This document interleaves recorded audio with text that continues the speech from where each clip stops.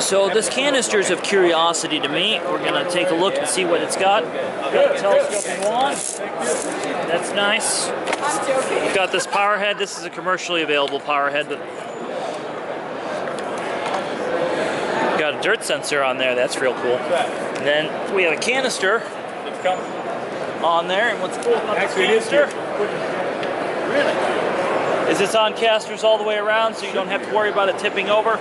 Everything feels pretty solid. The hose is crush proof as well on there.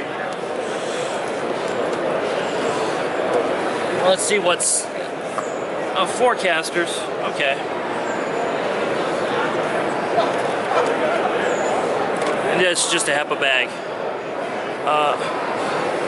This reminds me very much.